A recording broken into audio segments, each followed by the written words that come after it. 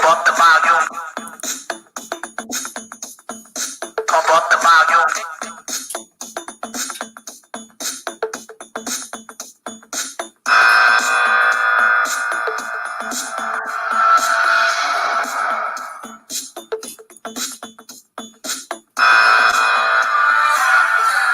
Good morning, everybody, and welcome to the Mac and Jack Sports Show. On this Wednesday edition of sports that covers all your Northeastern local sports, New York, Boston, and Philly, you can follow us live on Mac Sports Facebook page. Just go to at MacMan62 on Facebook search. It'll bring you right to us. You can also see us live on Facebook. Just go to Google Mac and Jack Sports, and it'll bring it to us right there on YouTube. And we're also live on Twitch, Jack. So I'm Mac. This is my co-host, the great Jack Hirsch.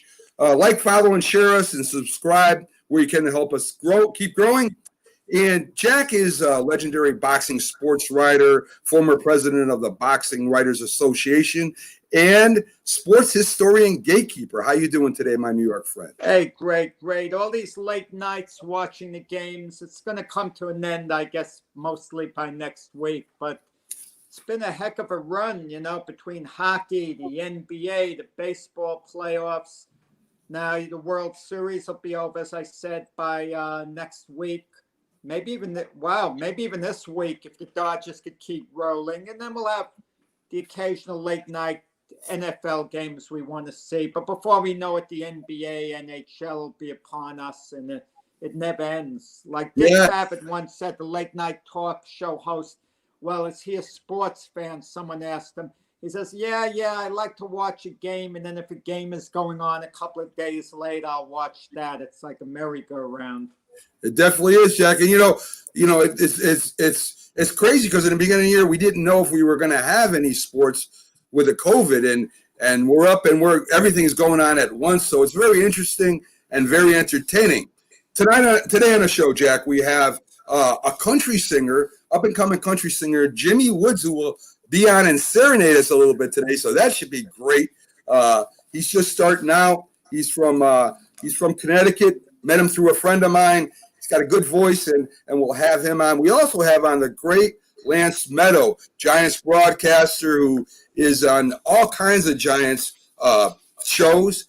He's been on ESPN, Westwood One, and he'll be in to fill us in on the Giants' first win in the preview of tomorrow's game. Probably the hardest working Giants broadcaster around right now. So let's get to the World Series first, Jack. Last night, the first game between the Rays and the Dodgers. The Dodgers win the first game, 8-2, getting 4 runs in the 5th inning. Clayton Kershaw allowed only 2 hits and 1 run. Also surpassed John Smoltz' career postseason strikeouts with 200. Manager Kevin Cash left Tyler Glasnow in, and it proved to be a bad move as the Dodgers rallied to score a bunch of runs. Mookie Betts, he hit an opposite field home run. Muncy, the catcher, hit a double to right center. Cody Bellinger hit a 2-run homer to right center field in the 4th. And in the 5th, Kevin Case Meyer, I'm saying it wrong, Jack. He hit a home run anyway. For the Rays. But right. I mean, the Rays made a little move to get back in the game in the 7th inning. Kershaw was magnificent. Yeah, he pitched 6 innings, a 2-hit ball, 8 strikeouts, totally in control. And the Dodgers had an 8-1 lead.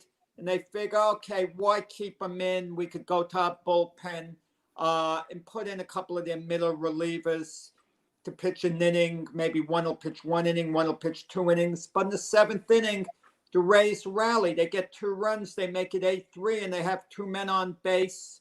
But the next batter, lines into a double play, and the Dodgers escape with the 8-3 lead. But had the Rays put a couple of more runs over the plate, all of a sudden things would have gotten a little hairy for the Dodgers. But to me, outside of Kershaw with that great outing, was Mookie Betts. Okay, to me, he was a big story in the game, as well as Muncy, their first baseman, who hit a home run and knocked in a couple runs as well. Well, what Betts did, hitting a home run, a couple of hits, 2 stolen bases, but he showed the type of spark he gave the Dodgers when he was on third base, and there was a ground ball to the first baseman, and the Rays were playing the infield in, and Betts still evaded the catch and scored. And the reason why is because Betts was like 1/3 down the line between third base and home plate. So it shows you the fundamentals by the pitch and third baseman not keeping Betts as close to third as possible and allowing him to stray off the base while the pitcher was in his delivery. That allowed Betts to score on contact, even though the infield was in. Yeah, and at the end of the game, Corey Seager, he made a great play out there, maybe to stop a rally, Jack. So, what do you think? Corey Seager's 26 years old. I believe he's going to be a free agent in a year. Yeah. And he's going to be one of the, if he isn't already, he's going to be one of the next big names in baseball. And if he hits the free agent market, no telling what he might command. But the Dodgers have the money. I'm sure they're not going to let him go if push comes to shove. What do you think about the Dodgers taking the first game, Jack? Does it matter? Is it something that they had to do? Can Tampa Bay bounce back? I think they can. Tell me what your thoughts are on that. In the beginning of the year, I picked the Dodgers and the Rays in the World Series. It's been a habit since I've been a little kid. I sit down, I write down my predictions, and I put down the Dodgers in 5 games over the Rays in the series. And you and I, Mac, were both saying the Rays would beat the Yankees. So we're not talking after the fact. And this is as Yankee fans. Yeah, of course the Rays can bounce back. I mean, we've seen teams a lot of times from a 2-0 deficit in the World Series come back. But, you know, the better team, they say, doesn't always win. I don't believe that. I'm not the biggest believer in baseball momentum. Momentum's as good as your last game. We've seen teams riding along. They could have a 9-game winning streak and then lose 5 of their next 6. Yeah. And then it goes back and forth. The Dodgers are just loaded. They're just loaded. True. The Rays are a very good team. Yeah, it's very true. Very good starting pitching, a good bullpen. You know, their position players are coming through. Randy Rosarina, who heard of him beforehand? You know, the St. Louis Cardinals gave him away, or traded him to the Rays for a prospect. You know, they also traded Luke Voigt to the Yankees as well. So you wonder what they're thinking in St. Louis. I mean, who's in charge? You know, that talent evaluate at the end. Still, St. Louis made the playoffs, but you know, like you said, momentum, Jack. I mean, a good pitcher stops the other team's momentum the next game anyway. I think the Rays and the Dodgers will go more than 5. I agree that normally, probably 80 to 90% of the time, the better team on paper does win. But you know, baseball, like any game, is a game of mistakes, errors, not coming up and getting that big hit or turning that double play when you should, when you're up and you have a chance to do that. So, I mean, I still think the Rays have a good chance at coming back and at least pushing this to Game 7. I would love, because the Dodgers are like the evil empire the Yankees once were, because they got so much talent on their team. I would love to see the Rays win that World Series, because my team's not in it, and when my team's not in it, I'm always rooting for the underdog. So I am rooting for the Rays. I believe what you're saying, that the Dodgers probably will win this, but it would be a great story if the Rays could pull this off, and the Dodgers, again, with all the talent like they've had before, don't win the World Series. If the Dodgers don't, Jack, what happens there? Do they make any changes? 3 World Series in the last 4 years. If somehow they slip up and let this World Series get away, you basically have to stand pat. I mean, what more can you do? 3 World Series in 4 years, and you're not going to start tearing the team up. And how much can you tweak the team? I mean, if you want to talk about the Dodgers being tweaked, David Price comes back to him next year. He would Right. have been coming off a year layoff, but at his best, he's a top of the line pitcher. But in every World Series, a storyline starts to develop. And a storyline is whatever you make out of it. To me, the storyline of this World Series, who I'm keeping an eye on, is Clayton Kershaw. Because rarely has a pitcher of his greatness been so disappointing in the postseason. Now, he's had his share of success. Don't get me wrong. It's all in comparison to himself, not in comparison to anyone else. I mean, this postseason so far, you could look at how he's doing on the surface, and he's looking fine. He was dominant in his first playoff game against Milwaukee. Then he wasn't as good against San Diego. He was a bit shaky, but still got the win. But then in the last series against Atlanta, he was floating along and then just lost it and got knocked out of the game. And then the opening game of the series against Tampa, he was magnificent again. Now, unless the series ends in 4 games, Clayton Kershaw is probably going to pitch game 5. Right. Meaning, Mac, that if it does go 6, 7 games, odds are that Kershaw wouldn't have gotten the job done in game 5. But if it should go 5 games and the Dodgers win and Clayton Kershaw turns in another outstanding performance, wins both games, there's a good chance he's going to be MVP of the series. And if he's MVP of the series, all the other disappointing outings are put to rest, okay, for good, no matter what. Because once you become a World Series MVP, no one could say that you don't come through in big spots. And then he truly puts himself on the mantle amongst, let's say, the top 10 pitchers in baseball history. But you can make that argument very strongly.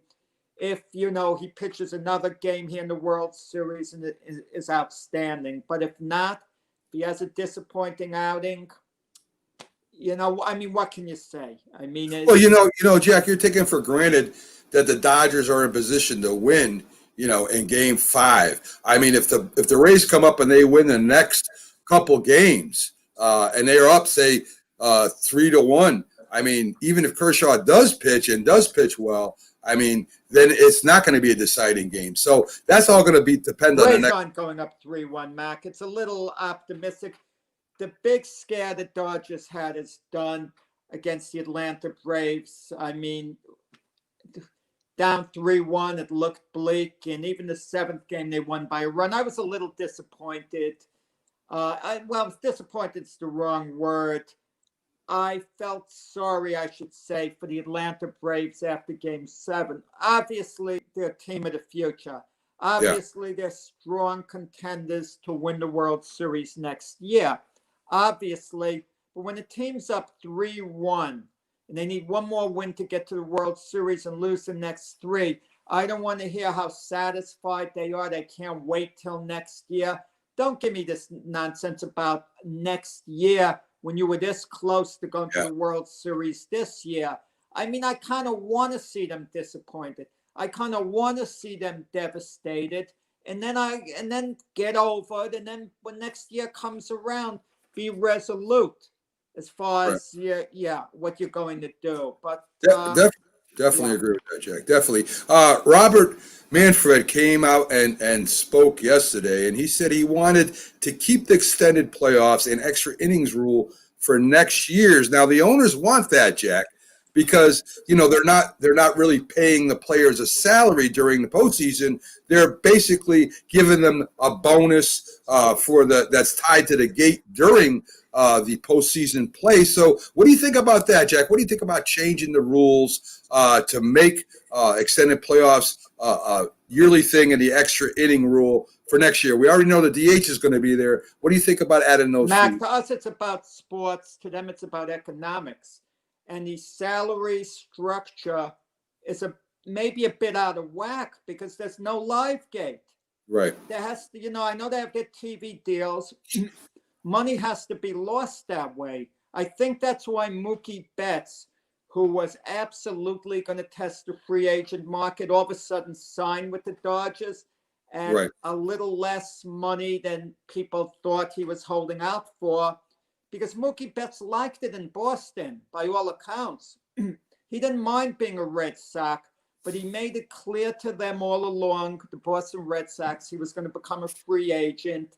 And if, the Red Sox could have overwhelmed Mookie Betts with an offer. They didn't do it, and I don't blame him for doing it, for not doing it. But, he wound up taking a little less than $30 million a year. Think of it. And Mookie Betts for sure was going to try to get something in the $35 million range, but he kind of had a vision the money might not be there later on. Right. So what do you think about? Okay, I'm sorry, Mac. I didn't fully answer your question. Yes. What do I think of the rules? I don't like the rule where a runner starts at second base in extra innings. I mean, to me, myself, I would play one extra inning straight up. Then for entertainment's sake, I would set up a home run derby. Each team gets 10 swings. They have their own pitching, but the speed of the long, their batter's only allowed one pitch, meaning their batting practice pitcher better groove it nicely. And the fans would love that. Okay? The chicks aren't the only one that loves the long ball. We all do as fans. I would hate that, Jack. I would hate that. Well, I'll a penalty kick. that's what I hate. I hate penalty shots. I hate that to decide a game when you come down to one person in a team sport that affects the whole game all the way through the game, and at the end you leave it up to one person or whatever, or one home run to decide the game. I hate that idea. I mean, it would be entertaining me personally, Jack. Anyway, I hate that idea. I think that it should. You like involve, a guy just starting at second. I don't like that either. But if it goes to keep things status quo, and I know you're a traditionalist, some of these games, they last a brutally long time. They do. A 9-inning game is long enough as it is, Mac. Well, how many people? People, especially a night game, no one wants to sit through a few extra innings of a game. It is so untakeable. Mac, you and I do a 2-hour show. Imagine we were doing a ball game or something that could go into overtime. Imagine you and I sitting there all of a sudden after that 2 hours, we have to do an extra 3 hours. I mean, well, as much as Jack, I love you, Mac, not that much. I wouldn't. well, Jack, listen. How many people buy tickets to go see doubleheaders? Do you think people buy tickets to go see doubleheader games? Doubleheaders that went out of my childhood practically. But I'm saying, I mean, if there was a doubleheader game, would you buy a ticket to go see a doubleheader? Well, I did actually. I got to tell you a story. But before you get to that story, so you're saying you would buy a ticket to you would buy a ticket to go to a night doubleheader. All right, so years ago, the Atlanta Braves and New York Mets, late September, the Mets were out of it, and it's. But let me tell you what happened at the end of the second game. Yeah, the Mets up 3-0. It looks all over. Jeurys Familia's pitching the 9th inning. All of a sudden, he gets up 2 runs, the tying runs at second base. And I took a vow I wasn't going to leave before the completion of the second game, no matter what, because I always wanted to go to a twilight doubleheader and see both games. I was cringing at the thought of staying very late into the night to keep watching baseball. Yeah. There has to be a way to not let the game go on. And on these 9-inning games are lasting too long as it is. I agree with that, Jack. But I'm at the point now, Mac, I'll tell you, I wouldn't mind a 7-inning game. Maybe, maybe make it an 8-inning game. I know it's so used to the number 9.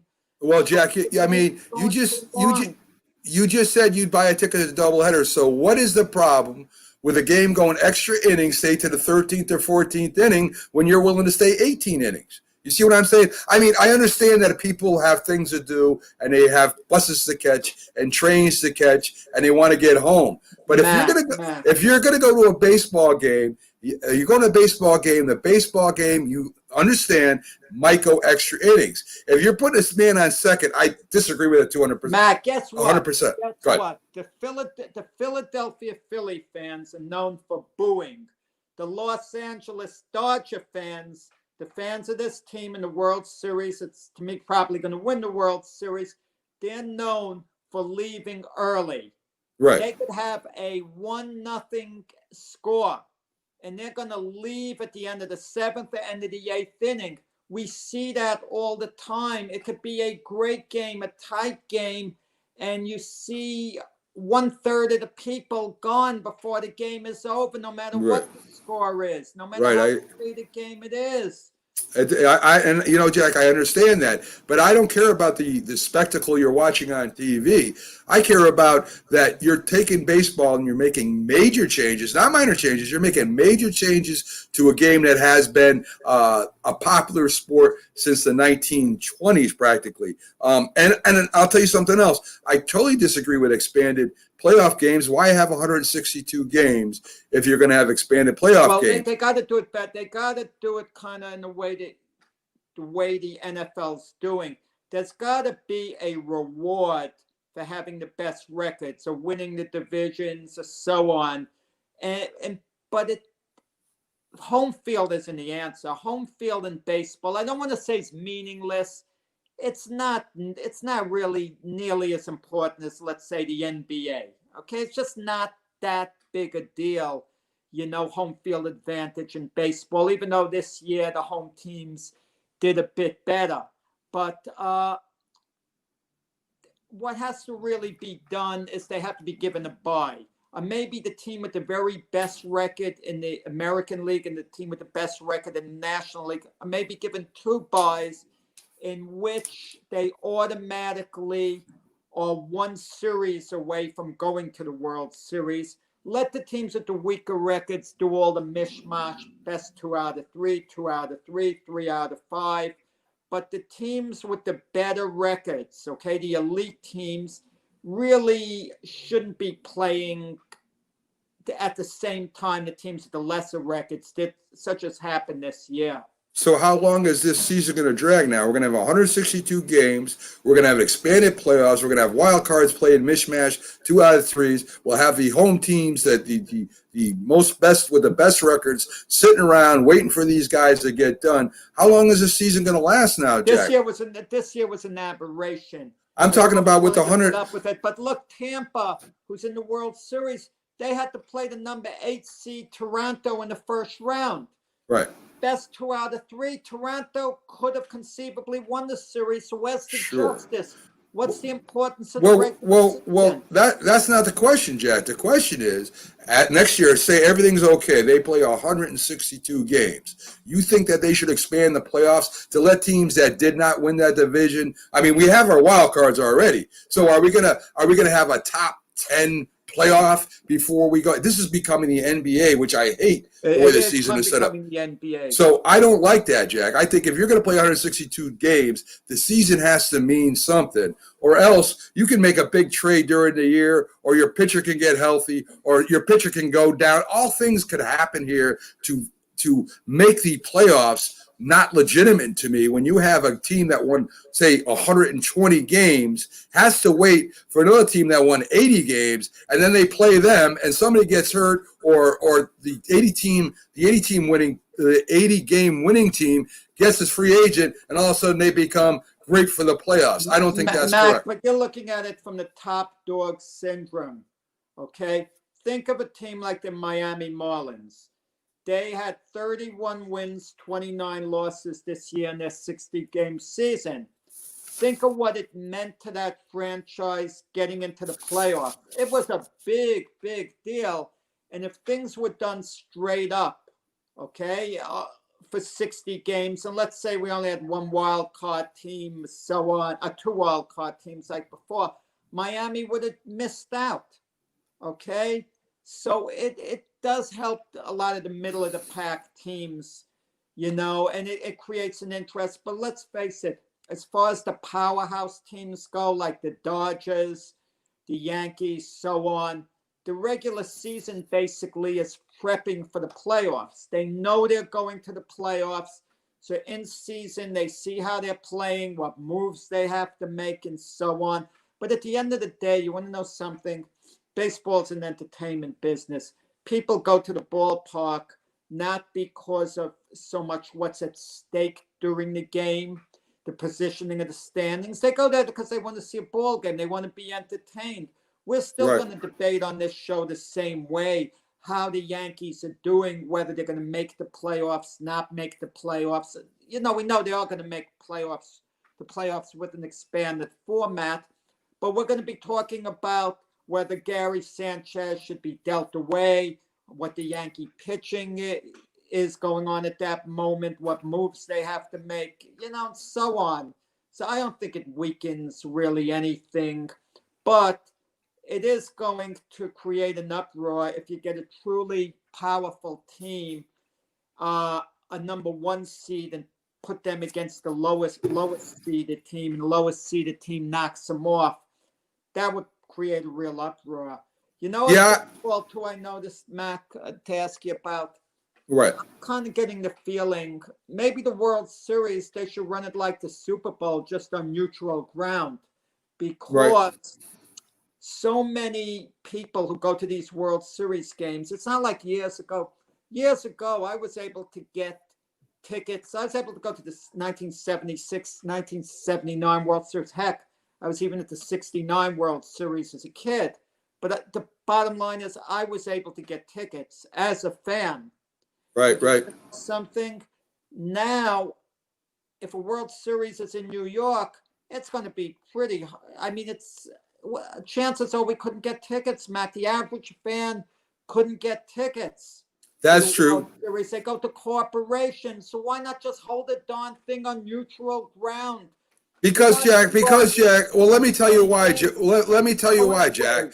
Let me tell you why. First of all, if you did that, it would be like the Super Bowl, where you would have fans that are of the team couldn't get tickets to go see the team anyway, because you would have all the national fans in the country that would be going to watch this become a event, instead of having the Yankee fans having a shot, say, at going to see the Yankees play if it was down, say, in Louisiana or something like that. What you're saying makes sense to a point, but with them having home games for the World Series, at least Yankee fans have a shot at going up and getting tickets. If you hold it down in New Orleans or something like that, or wherever you want to hold that, they would have less of a chance to get those tickets. I am the other night when Tuesday night when the Buffalo Bills played the Kansas City Chiefs.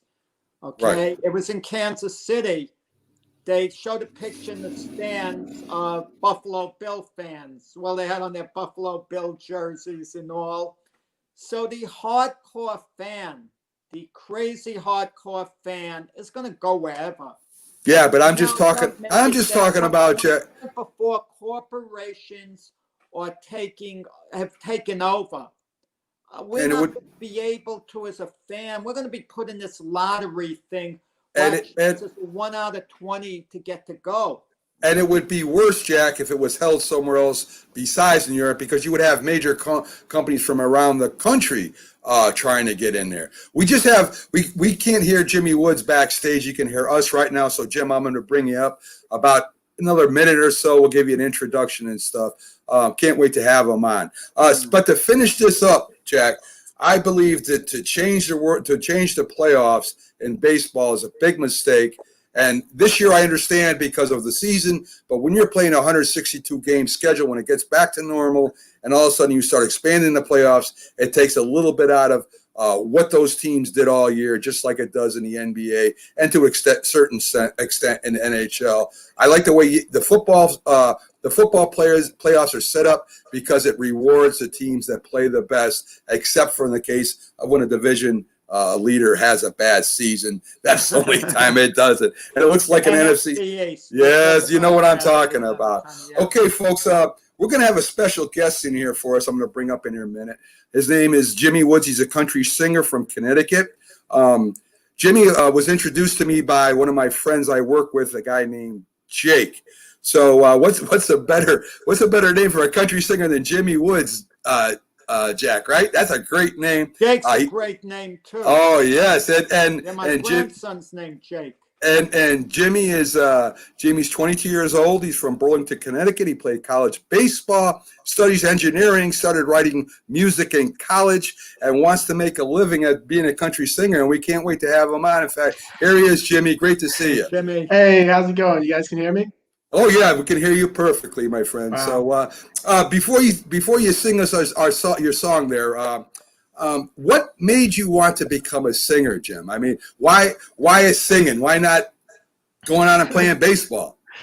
Well, I kind of started at this. I sang a little bit in high school, and then a couple years ago, I spent the summer in Nashville actually working for the company that owns the Grand Ole Opry. And, there's really no shortage of inspiration, just watching guys doing it and having written music for about a year at that point. I figured, kind of wanted to go for it myself. And now here we are kind of chasing the dream, loving it.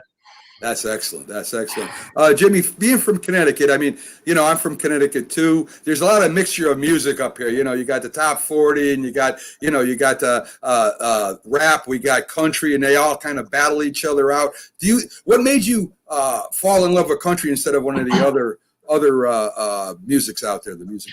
I guess a lot of it came from what I listened to growing up. I grew up kind of in a farm town. I mean, Burlington, where I lived, we got it's not as city as everywhere else. And my parents were always listening to country music. My dad's a big Willie Nelson guy, and even stuff that wasn't always super country back then would be more country now. So like grew up listening to like Jimmy Buffett, who now if he came out with an album, it'd be on the country charts and things like that. So I've always kind of leaned towards country music. Did your classmates ever tease you about loving country music?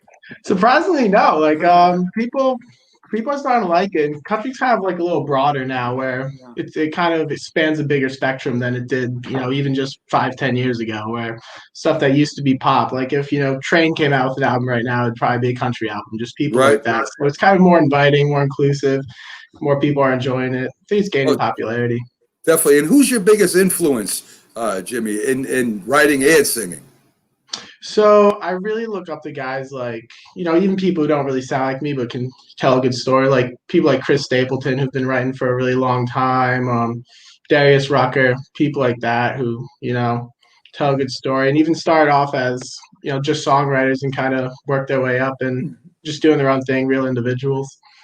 Jim, I come from a family. My mom was a huge country music fan. My dad was, they grew up during the 50s with the revolution of rock and roll. My dad was more into rock and roll and stuff like that. And a lot of the country music today sounds a lot like the older rock and roll with the piano and the guitar and stuff like that. So it's a lot of, like you're saying, it's a lot more bopping as opposed to the old country western, Hank Williams and people like that. Not that I do listen to him too. I listen to everything. So, but yeah, it's more as you say, it's more of a pop country. It's not just country and western, so yeah, I agree with you. It does have a lot more influence from the different musics and musicians that were considered pop. They come out today, it can be considered country too. So I do agree with that, definitely. So you're ready to do it for us, Jimmy? We're ready to listen to you sing, and we're streaming live right now on Facebook, Twitch, and YouTube. So you got a live audience. And as I told you before, we do download it and we share it. So we'll make sure you get a copy of this too, Jim. So show us what you got. Awesome. Yeah, here, let me grab my guitar back here. Yes, sir. All right. So this is one it's on Spotify, Apple Music, anywhere you want to download nowadays. It's called Hold Off on September. I wrote it about, I want to say 2 years ago, and recently just worked with a producer out of Nashville, got produced, and just, got it out there if anyone wants to listen to it.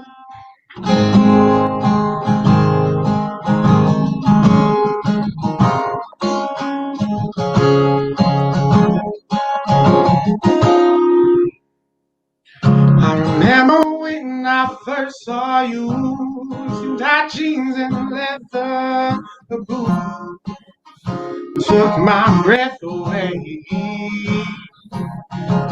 Me a while to make my move, shot away a time or two, had no words to say. 3 short months I'll never forget. The summer as fast as they get.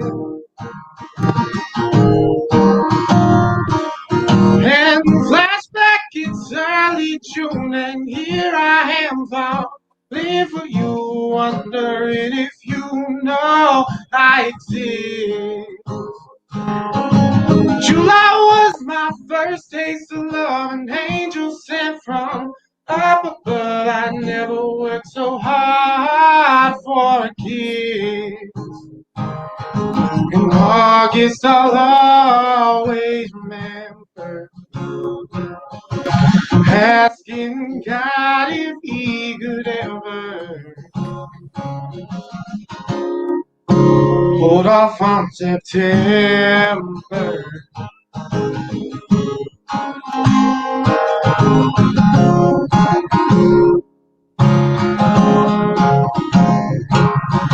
My bank account had hit empty, but it didn't bother me. Spending it on you. If I was a concert or a bar, hanging out beneath the stars, enjoying the view, making memories we wouldn't quite recall, knowing it'd be over in the fall. And flashback, it's early June, and here I am falling for you, wondering if you know I exist. July was my first taste of love, an angel sent from up above. I never worked so hard for a kiss. In August, I'll always remember asking God if He could ever hold off on September.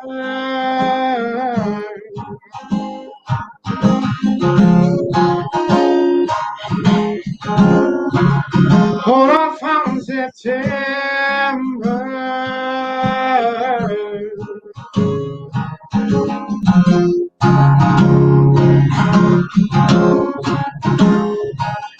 And flashback, it's early June, and here I am falling for you, wondering if you know I exist. Thank you. Jimmy, great job, Jim. Great job. Awesome Appreciate song. it, guys. Appreciate it. Awesome song, man. I mean, the great voice, and you got that strumming down pat, my friend. It sounded great, man. Yeah, man. It sounds great, especially just starting writing right now. You even got you got a comment off YouTube right off the rip. So, I mean, great job. Glad to have you on. And tell us where we can find your CD again, so anybody that's watching this or watches the tape later can go on and pick it up. Yeah, so if you go to Apple Music, Spotify, and just look up Hold Off on September, Jimmy Woods, it'll come up. That's all I got on there right now. I'm hoping to have maybe a 5-song EP out there, probably late November, early December. So stay posted. You can follow me on Instagram, Jimmy J Woods, and I can kind of keep you guys in the loop. But yeah, thank you so much. And before we let you go, who's your favorite sports team? Football, baseball, basketball, Jimmy? Sports team, we're going with the Patriots. We're off to a slow start, but I'm a fan of Cam. I think we're going to get it together. I think it's going to click. Okay. How about baseball, Jimmy? Baseball, we're a Mets fan, a little less exciting. And then, I spent a lot of time growing up in Florida, so grew up a big Heat fan, so that was an exciting season for me. Okay, very cool, Jimmy. Great having you on. Maybe we'll get you back on again if you want to come on down the road. And good luck to you. And man, you sound great. So I hope you make it big and follow your dream, my friend. Thanks, my pleasure. You have a great day. Thanks a lot. So there you go, the great Jimmy Woods. Wasn't that nice, man? I mean, the man can Kudos sing. to you for getting him on, Mac. Well, yeah, I'll tell you. Yeah, Jake, my friend Jake, who I worked with, he sat there during when we were working an event, and he was listening to Jimmy sing, and I said, "Man, that guy's pretty good. I'd love to get him on the show." So there you go, the great Jimmy Woods, and then man, maybe we have a star on our show that helped give birth to a star. I mean, he's got a great voice, and he's a great writer. So let's save the tape for this show, because if Jimmy makes it really big, he's got the potential to do so. Wow. Yeah. We had him on. I'm definitely downloading this show, having so, and it's something different, right, Jack? We talk about sports all the time, which is what our show is about. But it's great to have a young and upcoming singer on the show. Well, music and sports. I mean, that's a topic that maybe someday we should spend the full show on. Because, I mean, listen, Monday Night Football. Are you ready for some football with Hank Williams singing and stuff? Sure. Yeah, and music. The halftime Super Bowl shows, always musical and so on. And yeah. Right. I mean, it kind of goes together. You have a lot of singers I've watched on TV say they wish they were sports players, and a lot of sports players wish they were singers. Yeah.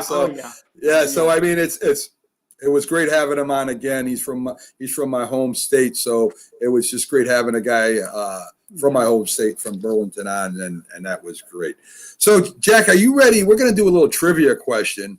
And I know you probably might know this, but some of the viewers out there and listeners might not. I probably might not know it too.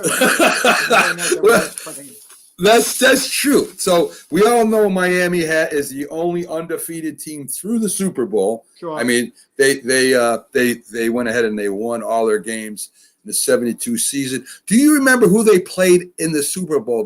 The Miami Dolphins. These on stage beforehand for the people listening out there. I honestly have no idea what Mac's asking. You're asking me about the Miami Dolphins Super Bowl. I will tell you what they did the whole playoffs that year. All right. Okay. See? They were 14-0 that year. Right. Okay. And Bob Greasy took over, or more after Bob Greasy got hurt early in the year, Earl Morrall took over for him, led him through most of the wins. Then Don Shula brought Bob Greasy back as a starting quarterback because Don Shula was snake bit over what happened to him about 3 years earlier when he coached the Baltimore Colts. When John Unitas was hurt and Earl Morrall, the backup, came in for him too.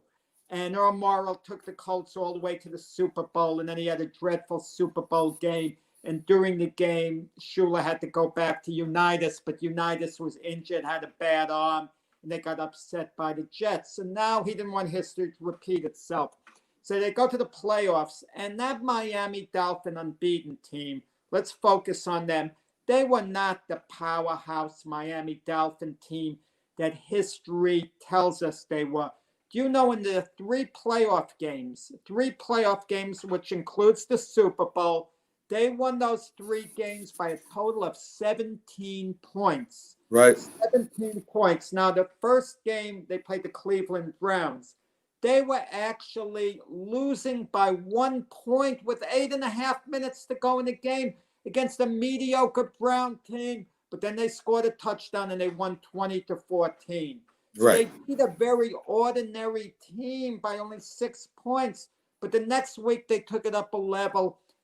They beat the Pittsburgh Steelers team that had just beat the Oakland Raiders on the immaculate reception by Franco Harris. That was a good Steelers team. Very good. The Dolphins beat them 21-17. Then in the Super Bowl, they played George Allen's Over-the-Hill Gang. Right. Now, the quarterback for the Over-the-Hill Gang, and the reason they were called the Over-the-Hill Gang is because George Allen hated rookies, hated young players. He liked veterans, okay? Yeah. And case in point was they made a trade with the Jets for Verlin Biggs. The Redskins gave the Jets their number 1 draft choice to get Verlin Biggs. And when they asked George Allen, well, now you don't have a number 1 draft choice, he said Verlin Biggs is our number 1 draft choice. Right. But the quarterback of the Redskins was Billy Kilmer. Billy Kilmer was a great leader. He had it all going for him except one thing. He couldn't throw. He had no arm. Yes, no sir. arm at all. So the Dolphins are dominating. They're running the ball, on the ground. Larry Zonka, Jim Kick, so on. They're great offensive line. They're winning 14-0. It's a few minutes to go in the game, something like 4 minutes. They're lining up for a field goal to make it 17-0. Game's over, basically. Right. Garo Premium should make the kick, and and Super Bowl is basically wrapped up. And even if he misses, they're up by 2 touchdowns, and the Redskins weren't going to get 2 touchdowns with that offense. 1 touchdown, you never know, but not 2. Your Right. premium, the kick gets blocked, winds up back in your premium's hands, and he's playing like, patty cake, a beach ball or something. He tosses it up and like slaps it like he's playing volleyball. And one of the Redskin players returns it all the way for touchdown. Now it's 14-7. And like Right. we had a game that was over a moment ago. And that's how it ended. Right. Oh, So 17-0. But let me just something, Mac. I know I'm a little long-winded, even more than you are. But the next year, people talk about the unbeaten Dolphin team, which I don't think was one of the greatest of all time. But the next year they were. They won the Super Bowl and repeated as Super Right. Bowl champions. And in the Super Bowl, they completely dominated a very The Cowboys. the team. No, they played The Vikings. That's right. They lost to Dallas. Cowboys the year before winning the Super Bowl. Right. They beat that Viking team Right. 24-7. Now that team was better, that Dolphin team, than the unbeaten team of the year before. So now, with all that said, the answer is, Jack, the Washington Redskins were the team they played in the Super Bowl. Easy, Mac, for me. Hey, listen. I had to flaunt my knowledge. I couldn't just Washington Redskins. Oh, wow. Washington Redskins sit here and all this stuff I know. No one would know I knew this stuff. Right. Right. It's like I'm like a runner. When we do these things, Mac, I'm like a runner during a track race. I'm boxed in. Right. You're trying to box me in the whole time, and I'll lose the race. If I could get to the outside, I'll make a move and kind of take off. And a great thing about what you mentioned, George Allen and the Overhill gang. George Allen was a very successful coach for the Rams and for the Washington Redskins. There were actually people coming out of retirement to play for this man. He was an incredible motivator, and he was a great coach. So, I mean, a winning record. And the Over the Hill gang was very famous back then. Well, let me tell you, if I had to compare very quickly George Allen to any current coach, he was closest to John Gruden in their seriousness of the game. Yeah, I would definitely agree with that. I would definitely agree that he was probably I don't know about as far as Gruden's probably better with the quarterbacks because Jurgensen had a great arm and Kilmer didn't, and they were going back and forth between both of them. If I remember correctly, Kilmer finally winning that job, and as you said, he threw probably the worst ducks I've ever seen in a quarterback throw in my life. Yeah. But they did have a stout defense and a great running game. So he had Roman Gabriel with the Rams, who was one of the better quarterbacks in the NFL. Roman Gabriel was the Ben Roethlisberger of his time. Maybe not quite as good, but big, strong, physical. Hard to take down. Very hard to take down. Exactly. Yeah. Okay, Jack, we're going to check out for a quick 3-minute commercial here, 3.5 minutes. We'll be back at the top of the hour here soon. We'll be having Lance Meadow scheduled to be in. The famous Giants broadcaster is probably the busiest man in Giants football as far as broadcasting goes. So we'll take a quick break, come back, do a little talking, and we'll get Lance Meadow in here. So we're going to go to our seventh inning stretch is what I like to call it. And let me get this up here for us. Here we go, Jack. We'll see you all in about 3.5 minutes. And have a good one, folks. We'll be right back.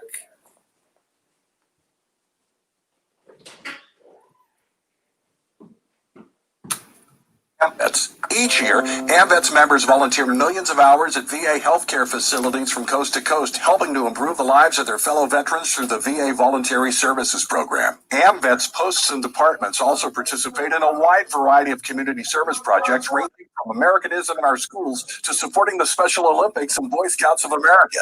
If you no longer wear the uniform today, you can still serve through the AMVETS by joining today at amvets.org. Hi, Grandma. What's for dinner? Hey, honey, I'm making stew tonight. Ooh, can Nina come over? I'm not sure about our new friend. I wonder if there's been any drinking going on. Alcohol at her age can lead to so many bad things. I've been meaning to ask you, what would happen if someone offered you a drink? Grandma? This is hard. She's so young, but I know I need to talk to her about it now before someone tries to give her alcohol. If anyone ever does offer you a drink, I want you to say no. I have too much respect for my family and I don't want to get in trouble. Okay, Really? I promise, Grandma. I love you too. Okay, how about tasting this stew and telling me what you think? Some children may try alcohol as young as 9 years old. It's not too early to talk about drinking. For tips on how to begin the conversation, visit underagedrinking.samhsa.gov. That's underagedrinking.samhsa.gov. This message brought to you by SAMHSA and this station.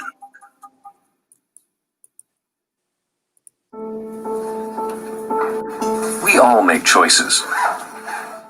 When it comes to alcohol, kids make choices whether to drink or not. Bye-bye. Remember, I'm going to Alex's party tonight and sleeping over. Hey, have a seat for a second. Remind me about that party again? Alex is just And adults make choices whether to talk about it. That's true of parents and every other trusted adult in a kid's life. Kids want to know our expectations when it comes to alcohol and other drugs. They want guidance and honest answers to their questions. And it makes a difference when the message is consistent and part of everyday conversations. So talk with your kids and help lead them on a positive path. Because when you talk, they hear you. For more information about talking with your kids about underage use of alcohol and other drugs, visit underagedrinking.samhsa.gov. If you talk and they will hear you every single time. Oh, we're getting killed. Yeah, well, Kyle's not here. How come? He's off the team. Didn't tell you. Kyle and some other kids got caught drinking beer in the park a couple of nights. Really? Yeah, zero tolerance. He's out for the season. Come on, it's the first offense, right? That we know of. But why should that matter? He knew not to drink.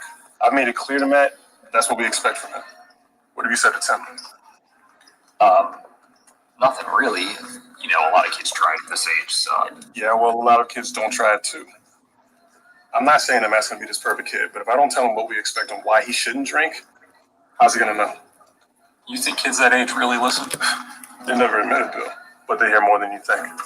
Talk. They hear you. For more information about talking with kids about underage drinking, visit underagedrinking.samhsa.gov.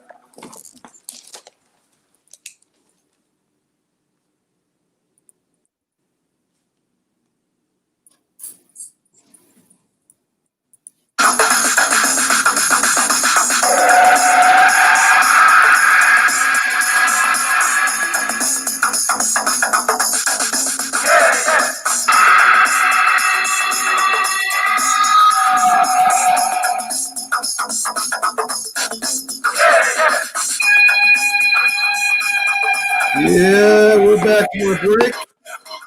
Hey, welcome back to the Mac and Jack Sports Show here on Facebook Live. We're also on YouTube and Twitch Live right now. And Jack, we just had, before the break, we had a great young singer on, Jimmy Woods, who, he came in and he sang for us and serenaded us for a little while. It was great having him on. Next up, we got at the top of the hour scheduled is Lance Meadow, the busiest radio Giants broadcaster, not just radio, but also I think he also does a little TV too. So he has a lot of shows. He made some time for us today. We'll be happy to have him on. So Jack, getting back to sports in a little bit, and let's talk about the Giants right now before Lance comes up, and we'll ask him a lot of questions. They won against Washington in the squeaker. Washington went for the 2-point conversion. And they failed as the Giants stopped them. They're one game out of first place, Jack. I mean, you got Dallas right now with 2 wins, Eagles with a tie who they're playing tomorrow night, and Washington and them are tied with 1 win in the embarrassing right now NFC East. I mean, they can't beat anybody outside the division right now, it seems. So what are your thoughts on the Giants going Mac, forward? in reality, right at this moment, they're 2 games out of first place. And let me tell you why.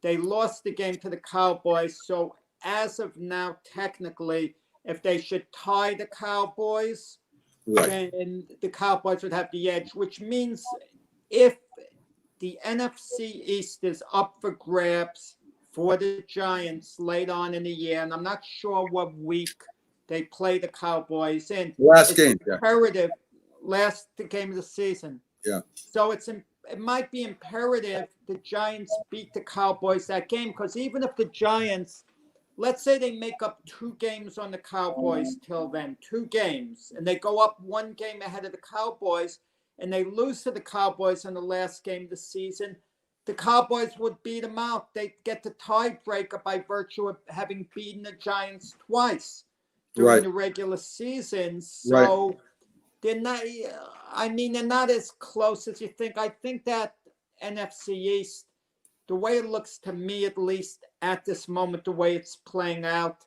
if I had to venture a prediction who would win it, I would have to say it's Philadelphia. The Cowboy defense has been dreadful. Can they Right. get better? I mean, they can only get better. That's how bad Yeah. they've been. And the Redskins, they have a good defensive team. Offensively, they're challenged. Kyle Allen, who's probably going to start at quarterback the rest of the way for them, unless Alex Smith gets some more playing time. Their ceiling is only as high. I mean, the Eagles are the team with the most potential to really start asserting themselves, putting it together. And we're talking about an Eagle team that could finish with 7 wins, 8 losses, and 1 tie and make the playoffs with that much of a mediocre record. I mean, the Giants have a shot, and as long as the Giants are progressing and they're coming along, I think everyone is basically giving them a pass this year. As far as wins and losses, that's my perception, at least. I do agree with that to a point, Jack. I do think the Eagles have their share of problems. I mean, they have the offensive line is banged up. Their defense isn't as good as it has been in the past. So I really believe that the Giants have a decent shot at them. I'm not sure how they're going to play tomorrow night. I'm not sure if they will beat the Eagles, but I think their defense is definitely suspect, and that the Giants' offense, if it does get going, does have a chance to really beat the Eagles, and we'll see what happens. I have Lance Meadows just sent me a message, said he didn't get the link, so I resent him the link, and hopefully we can get him up here. What did you think of Ron Rivera's decision to go for the 2-point conversion at the end of the game rather than to try to kick the extra point to tie it and send it into overtime? I believe it or victory at that moment. Were you comfortable with that decision? Believe it or not, I think it was a good call, especially being early in the season. I mean, if it was later in the season and maybe it was for a playoff game or a playoff spot, I think that might have been a bad call. But right at this time in the season, I think it was a good call. It's come up. He shows he's aggressive. He thinks he can win the game, and he goes for it. Later on in the season, Jack, if there was a playoff game at stake, then maybe I wouldn't have done that if I was him. But he's known as the gambler. I mean, he's known the riverboat gambler, they call him. And I was the most famous 2-point conversion try where a team was criticized in history, right? I think happened with the Nebraska football team like decades ago. They were unbeaten that year, and they were 1 point down, and rather than go for, at the end of the game, kick the extra point, settle for the tie, their unbeaten record would have been it would have been blemished because they would have had a tie, but they would have won the national championship. They elected to go for 2 points. They missed. They not only lost the unbeaten record, but they didn't win the national championship. So they didn't want to just settle for the national championship. They were pursuing absolute greatness of the perfect season, and they were criticized. So no matter what you do, if Rivera did not go for the 2-point conversion, they're couple of factors, and I back up what he did. It failed, so people are criticizing. There's no guarantee you're going to make the extra point, number one. You're probably going to make the extra point, no guarantee. But if you make the extra point, the game goes into overtime. If the Giants get the ball first and score a touchdown, the game is over. You only can retaliate if they get a field goal. Right. Imagine how they would feel having a chance to win the game right there in the 2-point conversion, but not going for it and not getting the ball back again. They took their shot. It didn't work out. The Giants played great defense on the play, and Kyle Allen had nowhere to go. There was one split second where Kyle Allen could have went to the outside, to the left, and ran and dove for the end zone and maybe have made it. But I noticed he hesitated for that split second. And once he hesitated, the Giant defenders were coming over. And then he was in a spot and had to throw it. No one was open. Well, for the folks watching and listening, we do have Lance Meadow scheduled. There was a problem with the link getting to him. I reset it, and hopefully he's on with us. But Mac, we're consistent. Lance Meadow is a Giant insider. We're Giant outsiders. That's so true. We're covering it from all angles. That's very true. So let's, until Lance comes on, if he can make it in, let's talk a little bit about the NFL standings, Jack. I want to start with the AFC East. Even with the loss to the Chiefs, the Bills are in first at 4-2. And don't look now, Jack, but the Dolphins with a blowout of the Jets are 3-3. The Pats are 2-3 after a sloppy loss at Denver, and the Jets are at 0-6. Wait, Mac, why not just mention the first three teams? And we talked enough about the Jets. No need bringing up their name when it comes to the standings. So, right. Okay, listen, interesting things in the NFC East, okay? Big development in Miami. Right. Tua, who came in at the end of the game against the Jets, completed a couple of passes and essentially garbage time, allowing him to get his feet wet, make his NFL debut, has now been handed the starting job. It has nothing to do with how Ryan Fitzpatrick has played. Ryan Fitzpatrick's been very good as the Dolphin starter, but Ryan Fitzpatrick knew this day was coming. What an ultimate team player. He knew his job in part was to help groom Tua to take over as the starter, because Tua was drafted number 5 overall. So let's not kid ourselves. He was drafted to be their franchise quarterback. Ryan Fitzpatrick knew this. There was no game playing such as went on with the LA Chargers, who drafted Justin Herbert number 6. Yet they talked that Tyrod Taylor starting and maybe being the quarterback next year. They're getting right to the point. This is a good thing because Ryan Fitzpatrick is sitting after performing well. Okay, nice situation, great attitude by Ryan Fitzpatrick. There's no dissension in that locker room.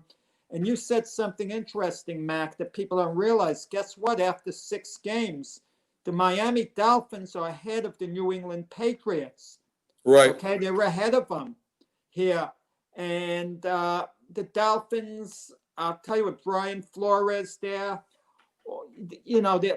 how they've used draft choices and how they've put their team together. I mean, they're one of the up-and-coming teams in the NFL. I agree with that, Jack, and I said that in the beginning of the year. I mean, the Miami Dolphins have a plan in place. They draft Tua. They have an old veteran there that can hold the team somewhat together, at least play 500. He's that good of a quarterback. And they brought in some great free agents and they had some real good draft picks, and they got a lot more coming next year too. So I think they definitely, from last year when everybody was saying tank for Tua and to give up, the Miami Dolphins turned around and started playing harder and winning some games. And it reflects this year, Jack. It reflects that Flores has the locker room, that they believe in him and they believe in the plan. And that's very important to building a young team. So I say the Dolphins, believe it or not, I feel have a shot at getting in a wild card this year. And I think the Patriots will turn it around. But watch out for the Dolphins at the end of the year, Jack. I'm not as optimistic about the Patriots as you are. It depends what you think turning it around, actually is. The Patriots are 2-3. That was a damaging loss to Denver. Right. If you're not going to beat the Denver Broncos of this league, I mean, you're going to be playing some really top-of-the-line teams. And we said before the game, don't count Denver out completely. We both said it because they have a pretty good defense. But the excitement around Cam Newton early on, that's going to kind of wear off. There's a reason teams weren't all over Cam Newton when Carolina let him go. He basically fell into New England's lap. Yeah. Okay, he was there. New England took him. New England didn't even know what they were getting with Cam Newton.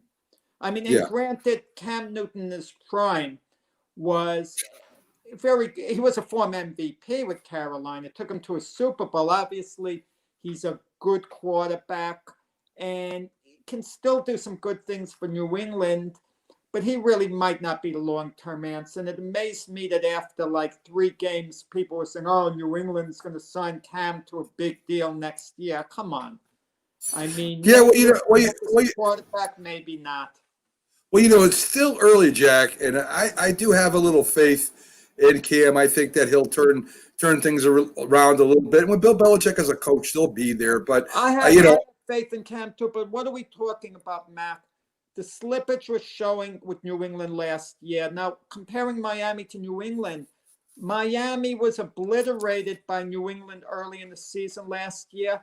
Then on the last game of the season, they beat New England in New England, and as a result, New England didn't get a bye in the playoffs. That's very true, Jack. Very true. So, I mean, listen, I still think that the Bills should win that division. They've run into a rough spot the last 2 games. In fact, they've been beaten pretty well the last 2 games, and I think that who knows? Who knows, Jack? I mean, if the Bills can't get it together and continue to lose to the bigger teams, I don't know what's going to happen. Let me tell you what alarms me, Mac, about the Bills. What's happened to their vaunted defense the last couple of weeks? Yeah. All of a sudden, Tennessee, I mean, teams, Kansas City ran all over them, and Kansas City was one of the worst rushing teams in the league going into that game.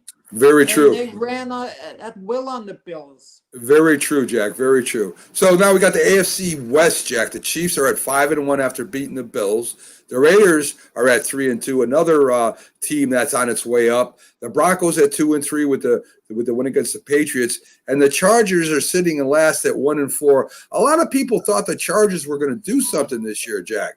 They thought that the Chargers would put up something. It would be at least a 500 team. Right now, they're not playing that well. So it looks like that. Tough games. They've played tough this year. The Chargers. They've been very competitive. So they might still cause a little damage before the year's out.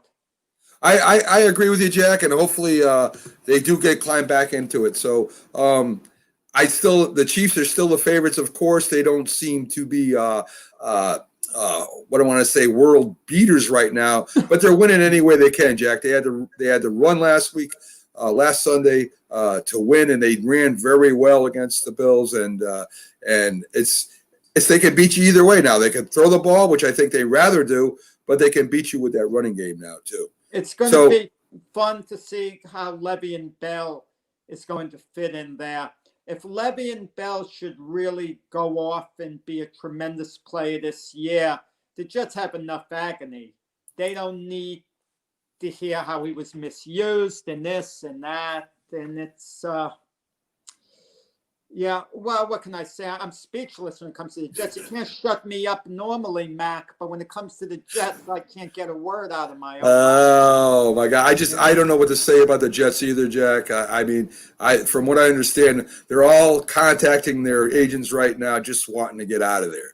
And AFC North, Jack, the Steelers undefeated after whipping the Browns. And the Ravens are in second at 5-1 after holding off that Eagles late rally Sunday. The Browns in third at 4-2, but with being dominated by the Steelers Sunday, it makes me wonder whether the Browns are really a contender, Jack. It seems that when they get in big games, they fall apart. Baker Mayfield has a problem playing big in big games, and if you can shut down their running game, for some reason they can't score. And you saw Odell Beckham having a fit on the sideline as he did when he played with the Giants. So, I mean, to me, Cleveland's the biggest story here. Not that the Steelers aren't being undefeated. I mean, that's a great thing for them, and the Ravens playing good ball. But the Browns, they started out red hot. It looked like they finally had it together, and they play the Steelers, and the Steelers just beat the heck out of them, Jack. Mac, I thought this was going to be the game that finally, the Browns were going to take the leap. We were waiting for it since last year. They were primed, 4-1 record, the whole thing, playing their chief rival, the Pittsburgh Steelers, and the Browns fell flat. They fell flat. It's like the last few weeks meant nothing. And the Steelers, I'll admit, I, for one, underrated them this year. I thought basically they'd be about an 8-8 team. Ben Roethlisberger was at the end of the line. That was my thinking. Yet the Steelers at 5-0 are a Super Bowl contender. But of course, this week when they play the Titans, both teams are 5-0. That's going to tell a lot, okay?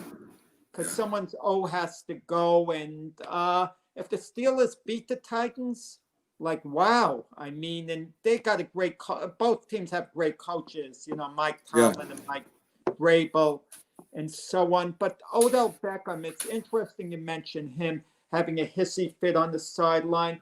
Let's pretend for a moment the Giants didn't trade him away. And that wasn't a popular trade when it was made amongst the fans and the media, because Odell Beckham Jr.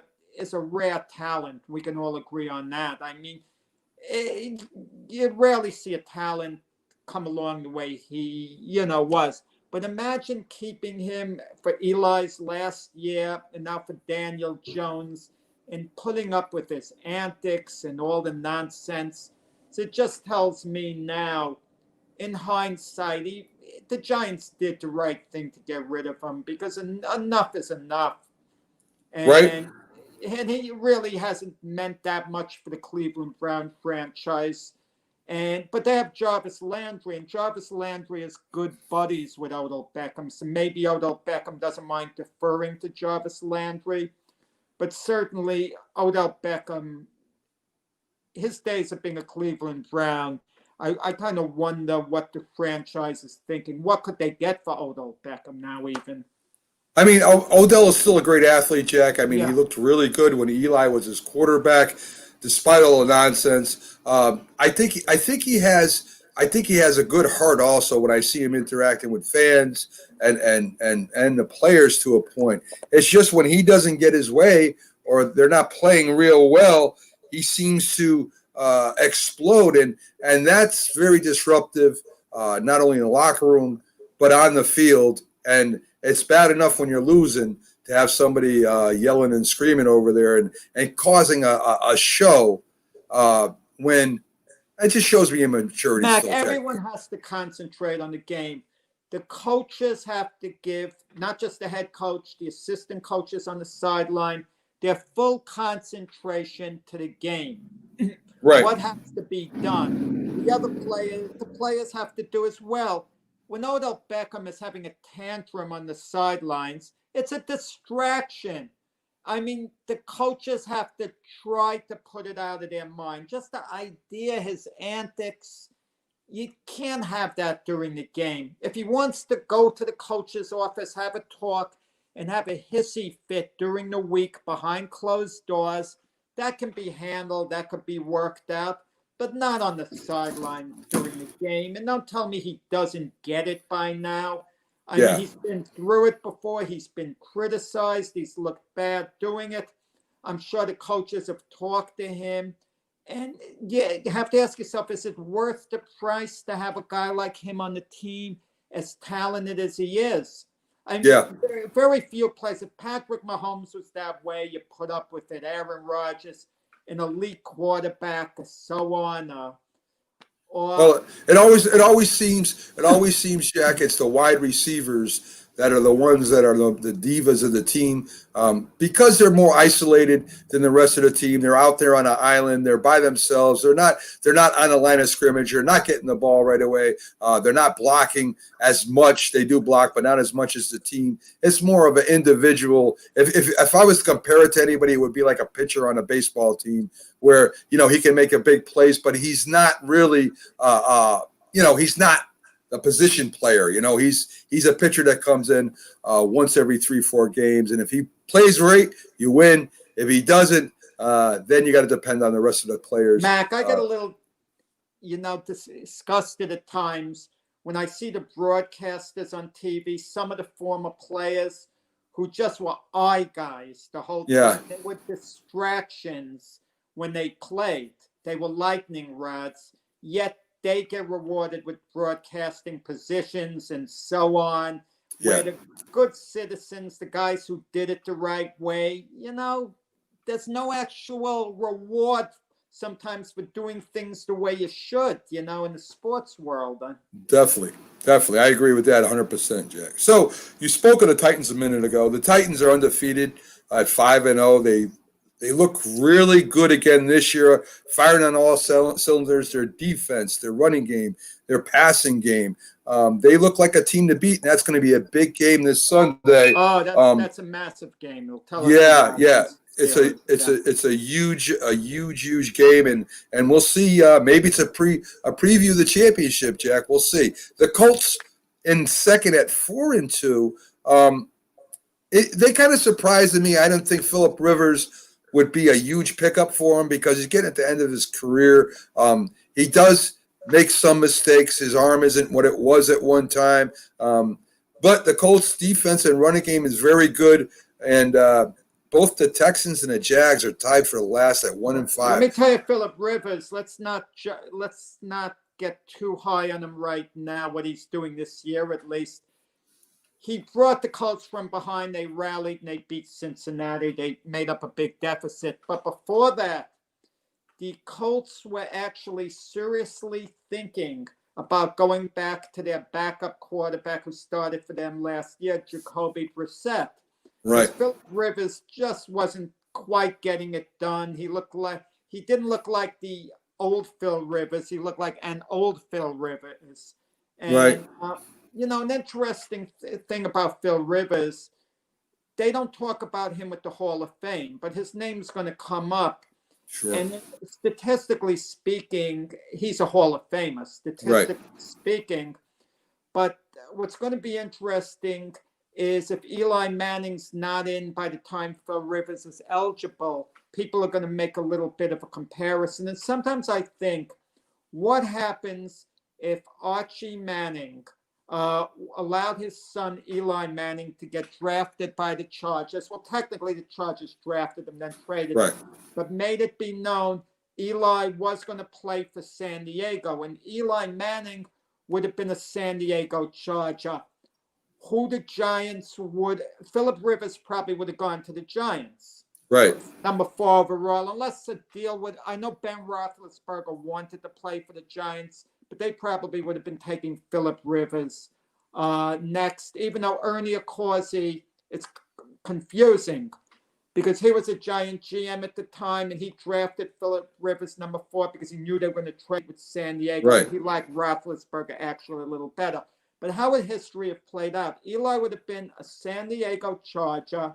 Right. No Super Bowls. His career would have been along the lines of Phillip Rivers' career. Maybe not as statistically good, maybe. But and Ben Roethlisberger may have been a Giant.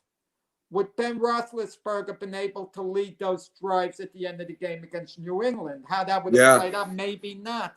So, how NFL history was affected over one little decision with the 3 quarterbacks, Roethlisberger, Eli, and Rivers. But Roethlisberger has won a couple of Super Bowls, been to 3. Eli's won a couple of Super Bowls. Rivers hasn't been to one. So some way, somehow, the one quarterback out of the 3 who got the short end of the stick was Phillip Rivers, who's probably. And I mean, listen, Jack, nevertheless. the Chargers were there a couple times playing for a chance to go to the Super Bowl. So, I mean, I've always said that losses is not a quarterback stat because there's a lot of things that can go wrong and that do go wrong, preventing you from winning a game or losing a game both ways. So, yeah, I don't know. Maybe Rivers would have won a couple Super Bowls with the Giants. Maybe Rivers went to Pittsburgh. I mean, all that could have happened. It didn't happen, and it is what it is. So, Super Bowl's a legacy, Mac. Let me ask you a question. You have your ball on your own 10-yard line. You have 1:45 left on the clock. You need to score a touchdown. Your own 10. Who would you rather have quarterback in your team who has to move the ball down the field very quick to score because you're battling the clock? Tom Brady or Dan Marino? I would have to go with the man who's done it more times. I would have to go with Tom Brady. I mean, Dan Marino had a shot at the Super Bowl. He was a rookie. He lost. I'm not talking about the game, the team. Right. I'm saying right. I'm saying right. I would have to go with the guy that's done it the most. I would go with Dan Marino in that type situation, but the perception is, you said it best. I have to go with the guy who won the Super Bowls. So that's how we judge guys on. Well, I'm just talking. Super Bowls and that. I'm talking about 2-minute drives to win any big game. Tom Brady's done it more than anybody. Of course, he's had the opportunity to do it more than anybody. More than anyone, yeah. Right. So going to the NFC, Jack, we got the West. The Seahawks are the only defeated team left in NFC at 5-0. The Cardinals, with the beatdown of the Cowboys, are tied with the Rams at 4-2 for second, and the 49ers, with their win against the Rams, are last at 3-3, probably the toughest division in the NFC, Jack. 49ers sent out a big message, a big message. They seem one of the teams that looked like they were just going to take a dip from last year when they went to the Super Bowl. That's the way they started off this year. And by beating a quality team like the Rams, top of the line team like the Rams, coming off that loss that the 49ers had to the Dolphins, I mean, that showed a lot of character. Seattle's intriguing because last year they won a lot of close games. When a team wins practically every close game they play one year, what do we think about law of averages? They're probably going to lose some of those games the following year. And it was at least my anticipation Seattle might take a little bit of a slip. Yet Seattle's, they're there each year. I mean, and credit to, Russell Wilson leading that team. And the Cardinals, of course, with, I love Kyler Murray, their quarterback. I know he has a ways to go before he's a top 5 quarterback in the league. But for a second-year quarterback, and we have a second-year quarterback in New York, Daniel Jones. And we have Kyler Murray there. Now, granted, Kyler Murray's played more because he was a starter last year, and Daniel Jones came in basically around the middle of the season or so. But look at the progress both are making. And I don't want to hear, well, one guy has a better team. Really? Was Arizona that much better than the Giants last year? No, not really. No, I mean, listen. How good Kyler Murray is elevating the whole team. But they've got him the weapons, too. Can you imagine if you, Mac, you wake up in the morning and you hear the Giants pulled off a deal for someone like DeAndre Hopkins? Yeah. I mean, it's a team changer. The whole attitude changes of the whole team and the whole franchise. Yeah, I agree with that, Jack. I listen, I think Kyle Murray, I don't know if he's going to be I think he reminds me a lot of Jackson. I mean, he's got the big arm. He seems to be a little inaccurate at times. He's got the legs where he could run and score from anywhere on the field. I still don't know if you can win a Super Bowl with a quarterback that runs first and throws second. I mean, we'll find out. The game is changing. I love watching Kyle Murray play. He single-handedly whipped Dallas, by himself almost. He made one big throw with that big arm of his. But a lot of the plays that he only threw 9 times, Jack. I mean they beat Dallas throwing 9 passes, which is crazy. So, Cardinals have a great running game, especially with Kyle Murray there, such as Baltimore does. Well, with Kyler Murray, let me tell you, Mac, with the NFL, and I'm noticing this, it's worse than it's ever been offensive lines. Right. I don't know what has happened to offensive linemen. Maybe the defensive linemen are getting bigger, stronger, quicker, have better technique as the years go along. But it seems that everywhere you turn, even the top teams are having problems with the offensive line. We Well, I look got at an the answer Kansas for you. City Chiefs, my pick to win the Super Bowl. Patrick Mahomes has to run his good shot of necessity. He's mobile Well, enough that he can get away with it and he could freeze the lineman over the threat of passing. But it's like just about practically every team, these well, quarterbacks, young quarterbacks are taking a beating. It concerns me with the Cincinnati Bengals with Joe Burrow. I Joe got Burrow to. started right off the bat, but he doesn't have a good offensive Well, line. It's Jack, getting difficult. I got a couple reasons. I got a couple reasons for you for that. And there's two major reasons. And one is because they're running from a spread formation a lot now. They don't have the two tight ends and the Right. two wide receivers with a fullback. So blocking has become secondary to doing the quick pass over the middle and all that. And when that pass is taken away, that quick pass, that quick in, that quick slant, whatever they're throwing, when that's taken away, they've got more pass rushers coming in than they ever did against fewer offensive linemen. So that's one reason. It's a lot has to do with scheme. So that's the reason a lot of offensive lines can't block like they used to. It's not that they got worse. It's just that the scheme right now is not to be able to block that long. They're hoping to get rid of the ball quick. But there are some offensive lines in the league right now that are dominant. You got the Titans that depend on the run and play action. You got the Steelers that depend on the run and play action. So there are teams out there, even San Fran. You've got teams out there right now that still depend on the run and to set up their pass more than spreading everybody out, having, 4 wideouts. You've just taken 2 tight ends that would be blocking normally on your inside or an extra tackle. Sometimes they bring in extra tackles or extra blockers. You have just taken that and you've made them wide receivers and slot backs. And then sometimes you even go out of the gun where there's nobody there to block for you. You even have a running back going out there, so you have 5 wideouts. So if you figure that out, Jack, that's 6 people that are going to try to handle the ball, and you only got 5 people blocking right now. If you rush 6 or 7, you just outmatched them. You just outnumbered them. If that quick pass is taken away, well, then you're going to have to run for your Mac, life. what happened? Yeah, the formations. It's interesting you mentioned that because I think about that when I watch the games. Years ago, you'd have the halfback and the fullback ready to block. Right. Okay. And now, as soon as the quarterback gets the ball, I mean, he only has his first line of blockers to, Right. protect them. Right. The halfback and fullback, they've become extinct in large part as far as blocking goes. Right. That's what it seems to me. And you know what was interesting about the Chiefs game now, Jack? What they did, instead of throwing the ball, since the Bills were playing off and playing that 7-man back zone, waiting for the pass, they took over the Bills by running the ball. You're going to see the running game come back again. Once the defensive has adjusted, like they're starting to, against that spread formation, and they start drafting and picking up extra defensive backs and less defensive linemen and less linebackers, once that starts happening, football will come full circle I and they'll would start like running to the see ball a again. coach that's a complete flake try something different. A complete flake. A coach that has an excellent offensive line, hard to get, a good run blockers, I should say, good run blockers and bruising backs, and let the opposition know we're just going to run the ball all game. We're not going to pass once. Turn it into an old-time battle of attrition.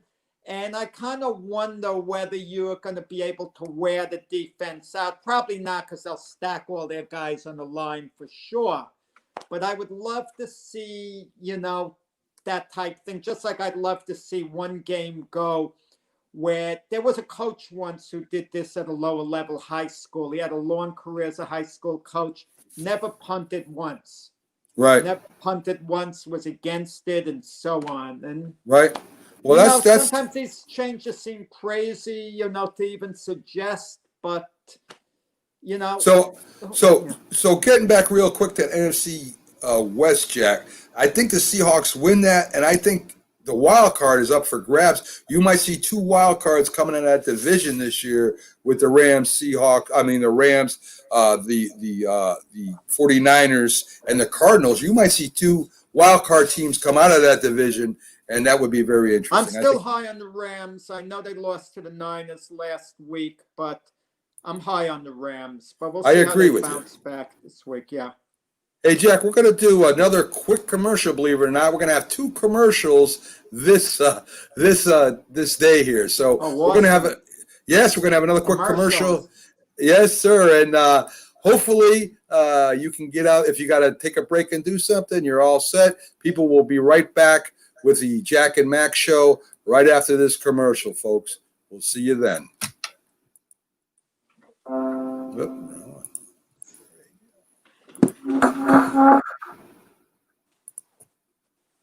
Hi, Grandma. What's for dinner? Hey, honey, I'm making stew tonight. Ooh, can Nina come over?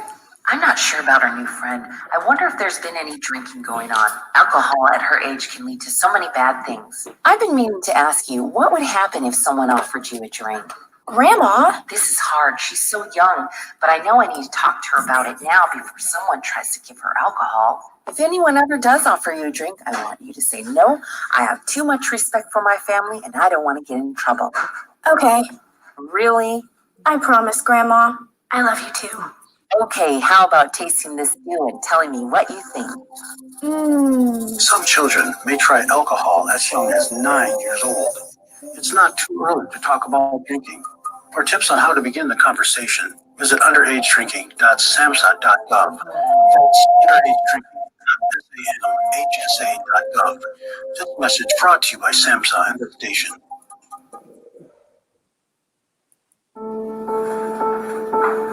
We all make choices.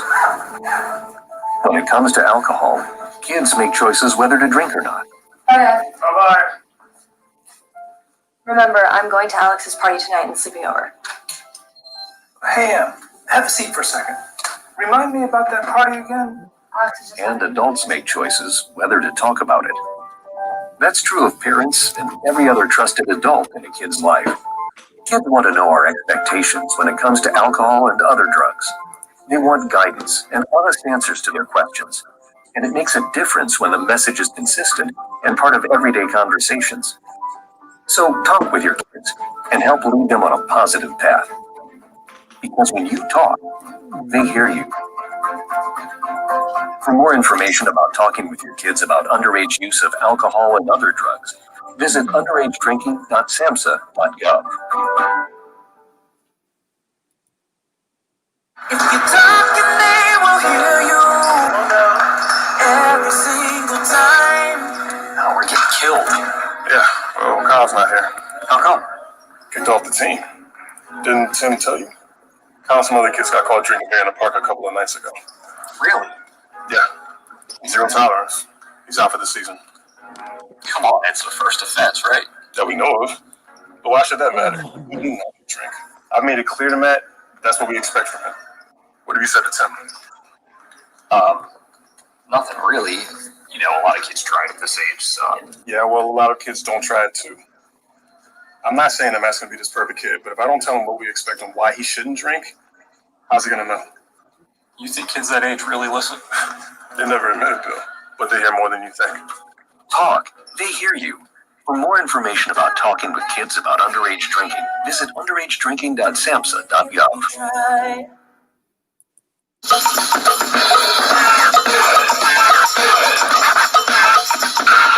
Pump up the volume, pump up the volume, pump up the volume, test, test.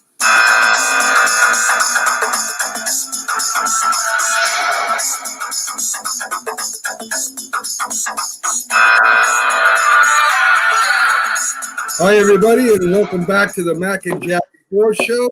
I'm Mac, your host, with my co-host, the great Jack Hirsch.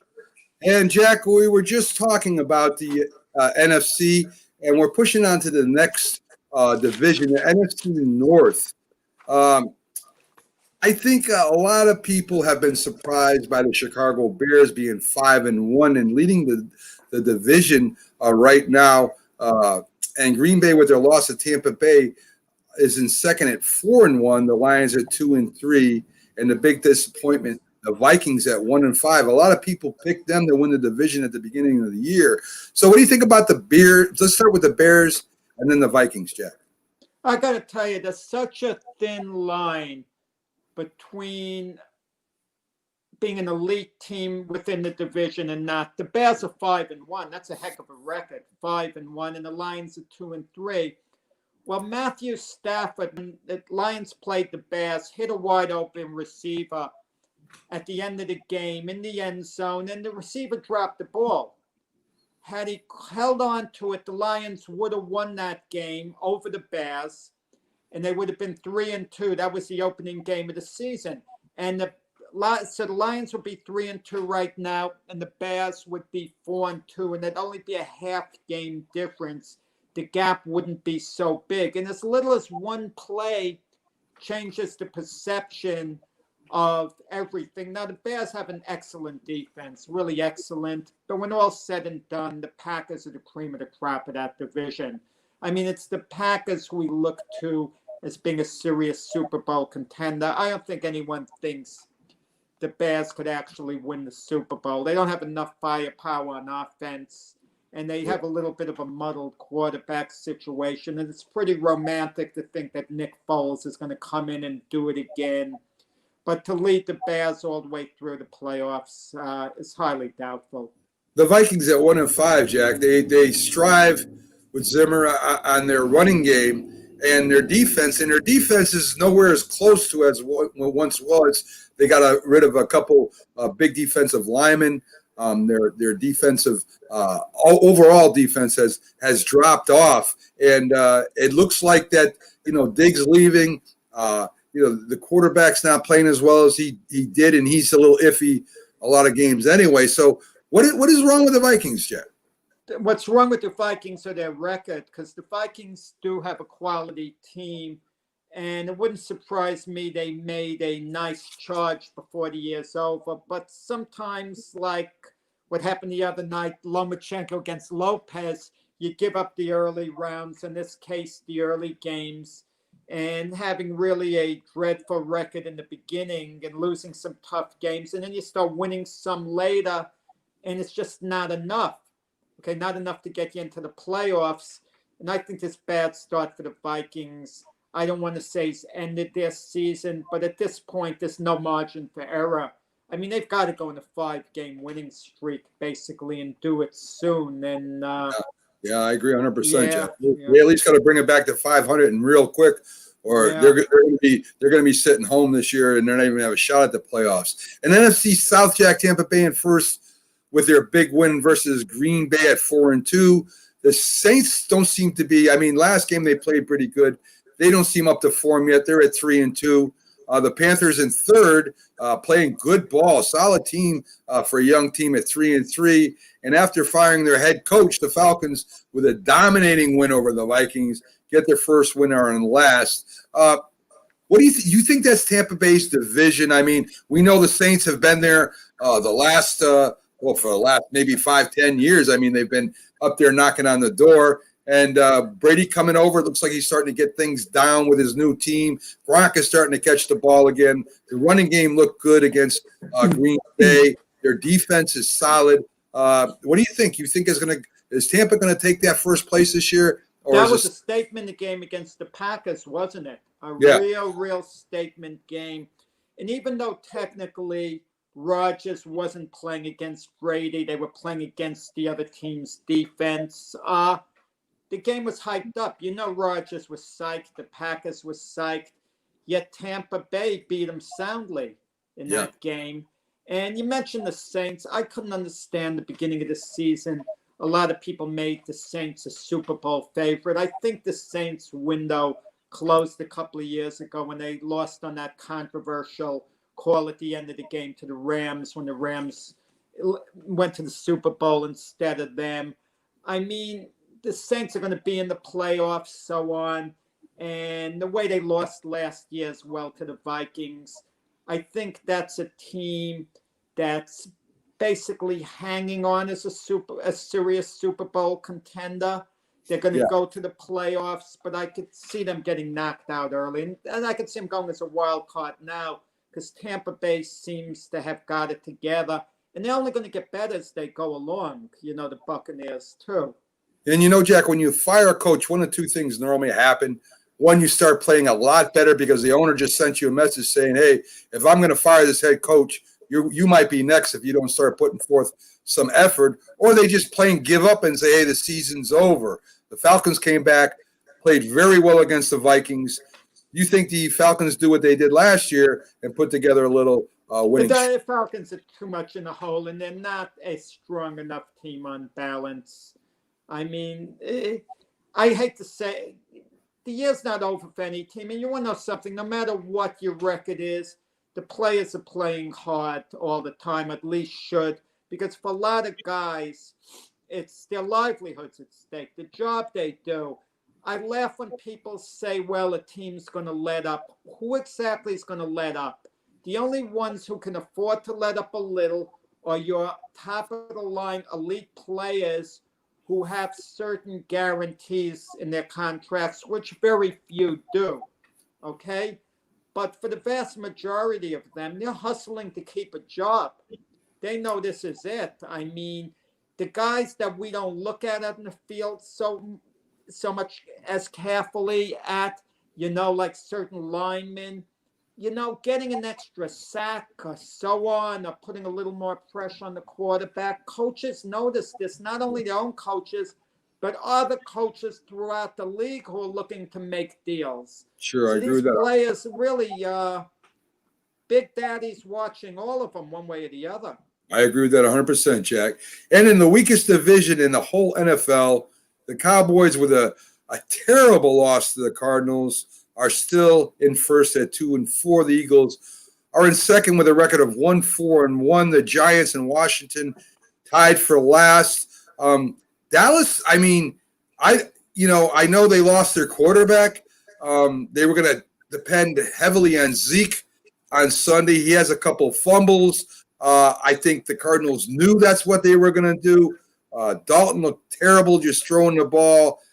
He had a safety that he could have took and just threw the ball up in the air. And I'm surprised it wasn't a turnover. They look bad. Their defense looks terrible. I don't know, Jack. I don't know who's going to win this division. You said the Eagles. I'm not sure of that right now.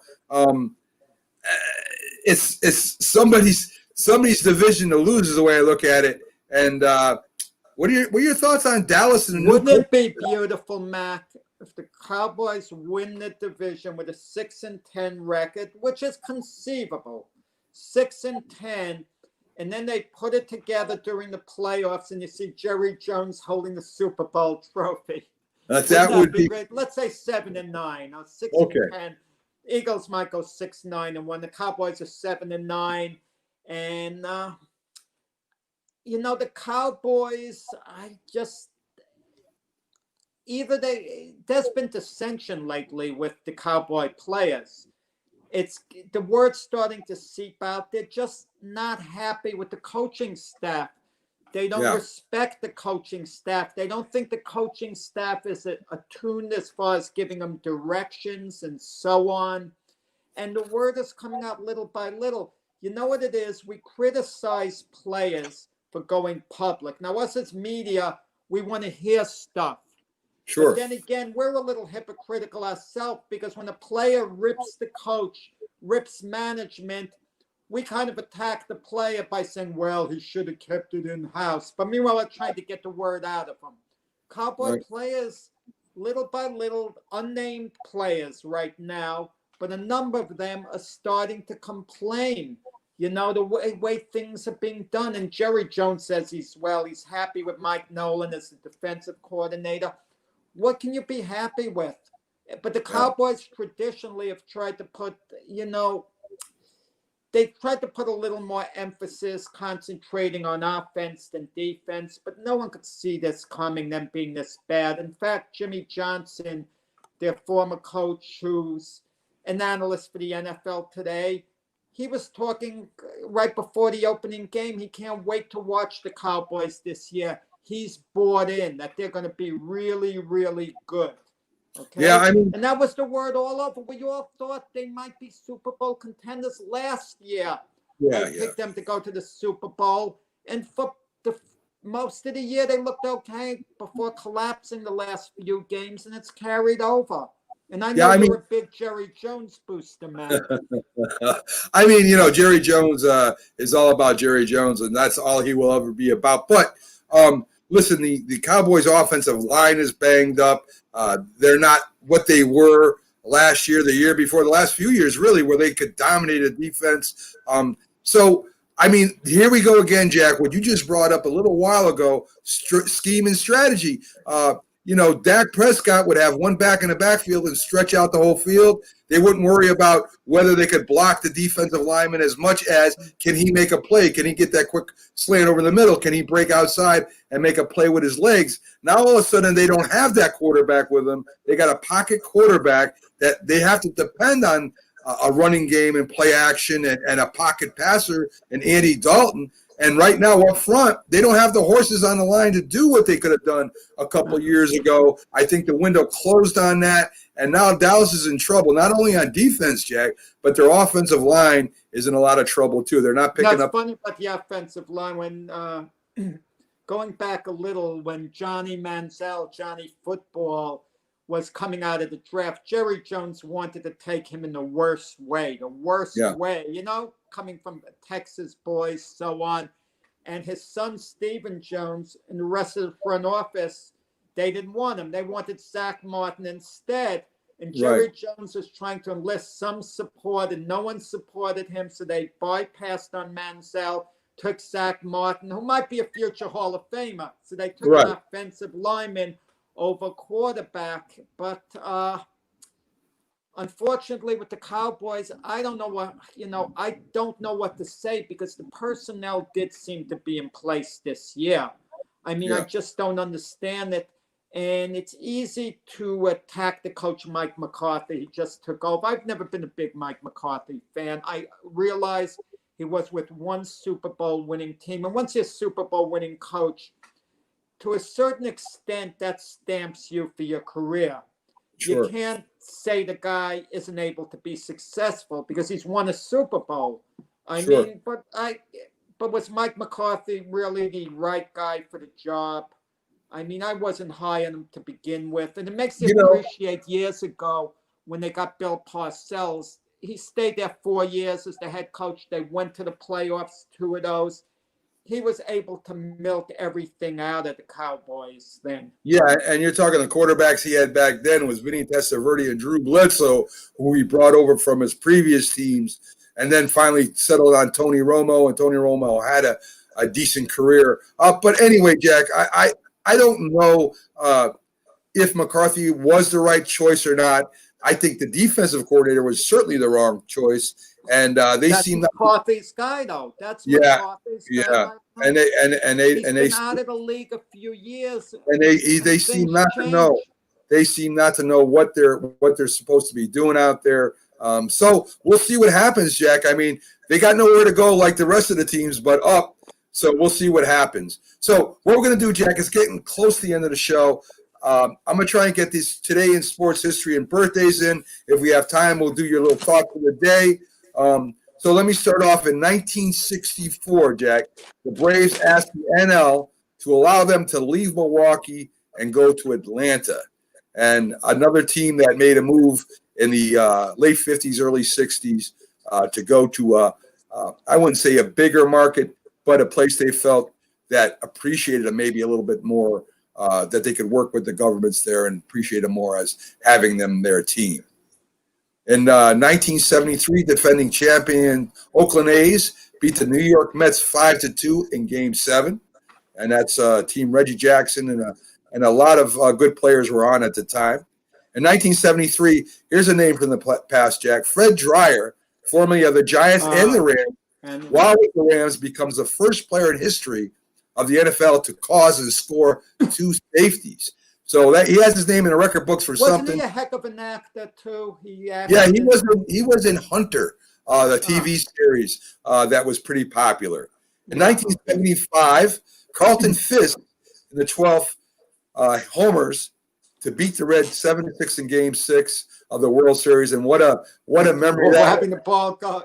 If people don't know what this is, I'm not shooing you away, Matt. Carlton Fisk. The camera. What was amazing, the sixth game of the World Series, it went into extra innings, and the Red Sox were down 3-2. Carlton Fisk hit a ball. You weren't sure whether it was going to stay fair, foul. If it was going to stay fair, it was going to be a home run to send the Red Sox to a deciding Game 7. The camera didn't follow the ball of the fielder. It was unbelievable. They were following Carlton Fisk going, stay fair, stay fair. Yeah. It was one of the great TV shots during a ball game of all time. Yeah, they still show it today, Jack. So yeah, and Carlton Fisk, one heck of a catcher too. In 1976 World Series, I don't even want to talk about this, but I'll bring it up. The Reds sweep the Yankees in the World Series in 4 games. I was at that last game. Right? I could tell you, it was brutal. It was brutal driving to the ballpark. You know, you always hope your team could win. You're down 3-0. Can I tell you, I remember John Sterling said, and I didn't like John Sterling at all, the worst talk show host I ever heard, but the best radio play-by-play man. Yes, I love him as a play-by-play radio man. Absolutely love him. He's great. But as a talk show host, he was a complete sellout and rear-end kisser. Couldn't stand him. Still don't like him to this day because of how rude he was to the people. But I respect the heck out of him as a play-by-play guy. He's telling people why the Yankees could come back from the 3-0 deficit and win. And listen to this math. The Big Red Machine's up 3-0. He says, well, let's say the Yankees win tonight. Now it's 3-1. Okay. He says they have Catfish Hunter going tomorrow night, so they should be favored to win, right? Yeah, now he says it's 3-2. He says for Game 6, they'll throw all their pitchers together, empty the bullpen, everything, and eke out a victory. Now it's 3-3, and anything could happen in the 7th game. So I remember sitting with my buddy who I met at the game there and telling him what John Sterling said. He listens carefully, and my buddy simplifies it. He says, yeah, the only thing is we're going to lose tonight. That's it, and we did, and it was over. We hung in a while in the backbreaker when the Reds up 4-2. Johnny Bench hit a 3-run homer, made it 7-2. And we were a year away. The next couple of years, we won it. Right. Yeah, I mean, I remember that game. I mean, like I said, Jack, when I was a Yankee fan, when I first started following the Yankees, they were terrible, owned by CBS. They had a terrible team. CBS did nothing to help the Yankees become a good team. And when Steinbrenner bought them and made that big move with Catfish, it took them, a few years to get them to the World Series. And, I watched that series, and it really frustrated me, and I was very sad. Catfish was there, I think, 75. They got the 75 season, and then the 76, they win the series. But that was a major move. The Red Sox were bidding big on Catfish as well. Yeah. So people hated Steinbrenner, and let's face it, I don't think we would have liked working for him. It was brutal to work for George Steinbrenner. You forget to bring him a cup of you come 12 seconds late with his cup of coffee at 12 seconds early, and he'd get upset. Yeah. But he was tough. When they got the players, he made the Yankees relevant again, which tells you a lot, Mac, even for these big-time owners like George Steinbrenner and Jerry Jones. You think these guys will do anything to win. Steinbrenner went, 18 years between World Series victories from 1978 to 1996. And he only got to one World Series in between in 1981. So very true. Very true. Yeah. But Jack, love him or hate him, Steinbrenner rebuilt that organization from the bottom up with the farms, everything. And he really got the Yankees back to it.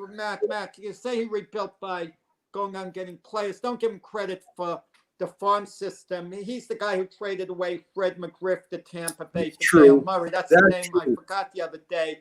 And he was looking to get rid of Andy Pettit. They had to talk him out of it.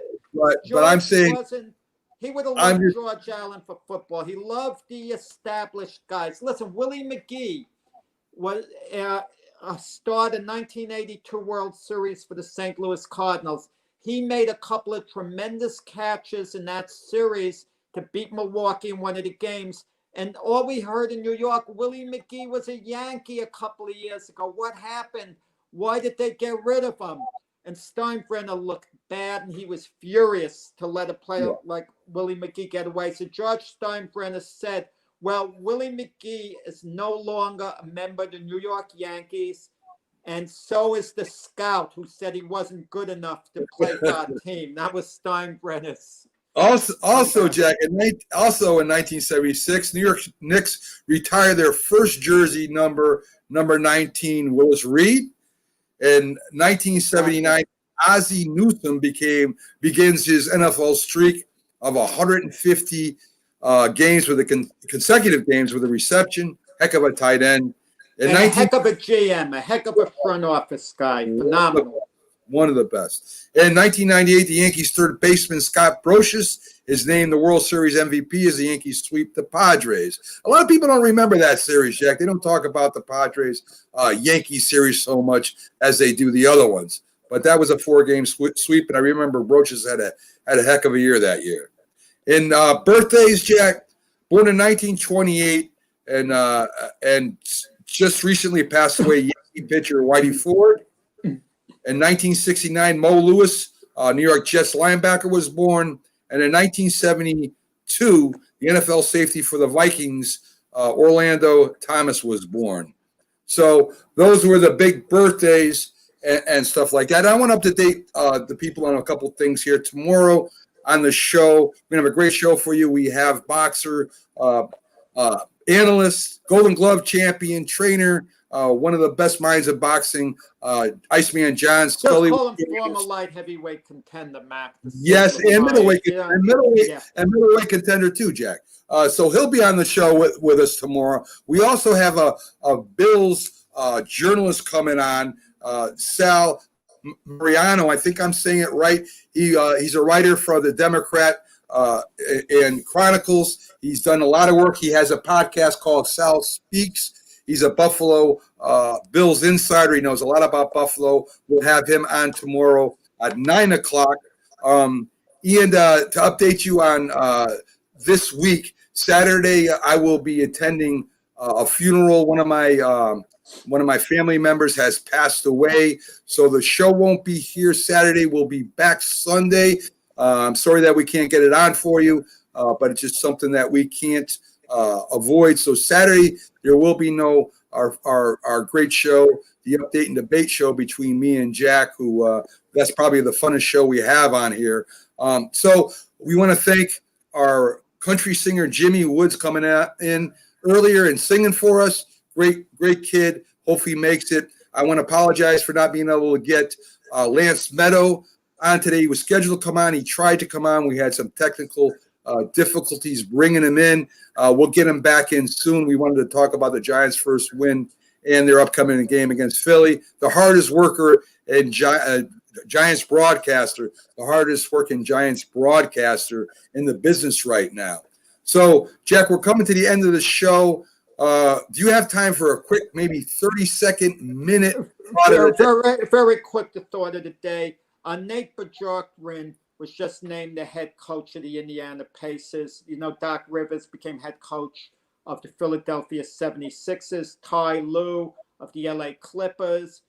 Jeff Van Gundy is interviewing with the Houston Rockets. A good chance he's going to end up there too.